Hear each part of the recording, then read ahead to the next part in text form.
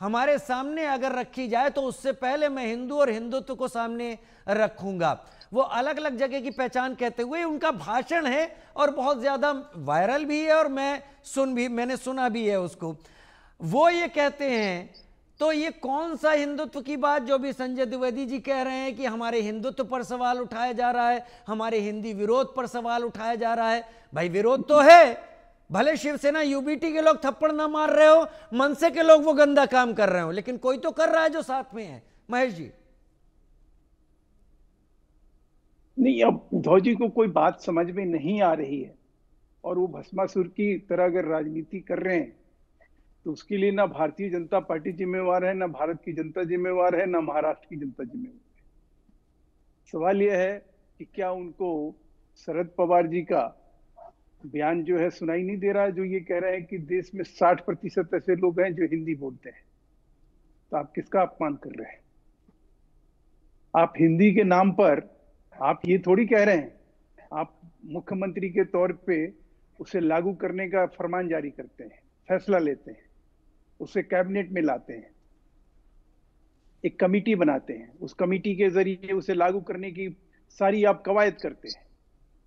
और जब बात आती है कि चलिए ठीक है जी, जो आपने फैसले लिए उस फैसले को आगे बढ़ाया जाए, और ऐसा भी नहीं है कि महाराष्ट्र में सीबीएसई स्कूलों में हिंदी नहीं पढ़ाई जाती है।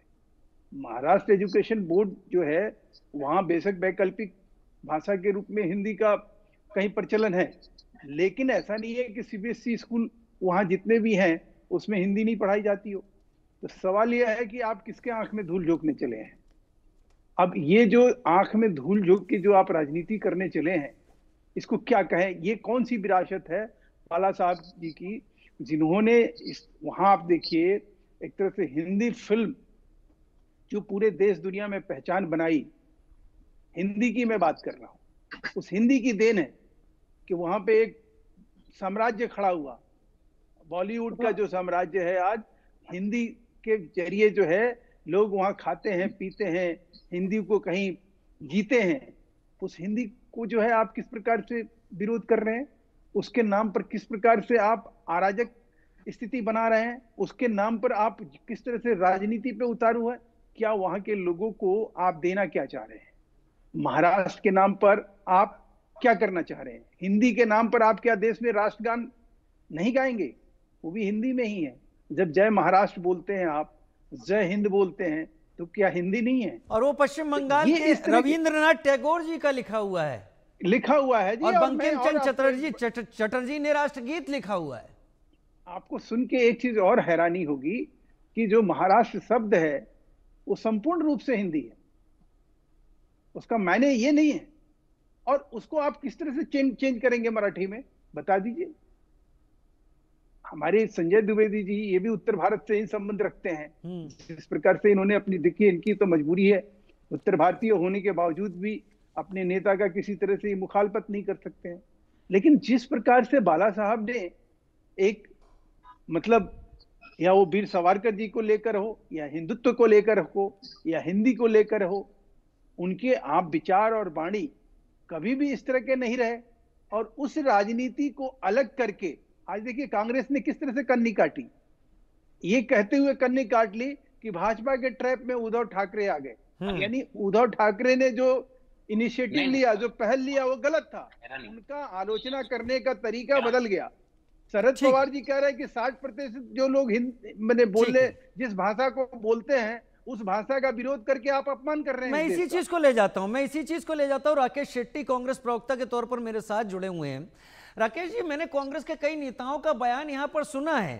कांग्रेस के जो नेता हैं उन्होंने ये स्पष्ट रूप से कहा कि ये एक ट्रैप है जो बीजेपी सामने रख रही है, और इस ट्रैप में नहीं फंसना है शिवसेना, अमन से या बाकी लोगों को, लेकिन वो इस ट्रैप में फंस गए हैं। क्या आपको लगता है, आप भी मानते हैं कि ये ट्रैप था जिस ट्रैप में एन चुनाव के पहले उद्धव ठाकरे, राज ठाकरे और महाराष्ट्र की राजनीति फंस चुकी है? राजीव जी, आपको बहुत बहुत नमस्कार, प्रणाम। और हमारे मित्र महेश जी जब बात कर रहे थे, बहुत ही शांति से आप सुन रहे थे। मुझे ऐसा लगता है कि मुझे भी आप 2 मिनट का समय दोगे। देखिए, पहली बात ये है कि जो महाराष्ट्र में विरोध चल रहा है वो 3 लैंग्वेज पॉलिसी पे कर रहा है। वो मैं खुद महाराष्ट्रन हूँ। महाराष्ट्र के लोग ना हिंदी भाषी के विरोध है, ना यूपी बिहार से जो लोग आते हैं उनका विरोध है। क्योंकि एक जानकारी आपको दे दूं, 2014 से जब से नरेंद्र मोदी जी इस देश के प्रधानमंत्री बने, इन्होंने लोगों के बीच में नफरत फैलाने का काम किया। धर्म के मामले में हो, जात के मामले में हो, आज वो भाषा पे आ गई। और आपको एक बात बता दो, यहाँ पे मुंबई महानगर पालिका जो है, जो मुंबई के अंदर जो स्कूल चलते हैं, आप बोलते हुए मैं सुनाई दिया कि 5वीं के बाद क्या हिंदी लागू होगा। मैं आपको बता दूं, महाराष्ट्र में 5वीं के बाद हिंदी सभी स्कूल में लागू हो, स्टेट बोर्ड स्कूल हो, सीबीएसई हो, आईसीएसई हो।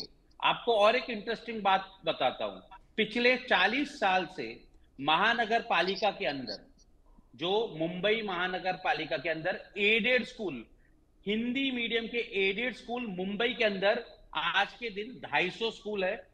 इंग्लिश मीडियम 200 स्कूल है। उर्दू मीडियम के 180 स्कूल है। गुजराती मीडियम स्कूल मुंबई के अंदर 30 है। तमिल मीडियम के 15 स्कूल है। तेलुगु मीडियम के 10 स्कूल है। कन्नड़ स्कूल मीडियम के 10 है। और ये सारे स्कूल महाराष्ट्र मुंबई महानगर पालिका के अंदर है।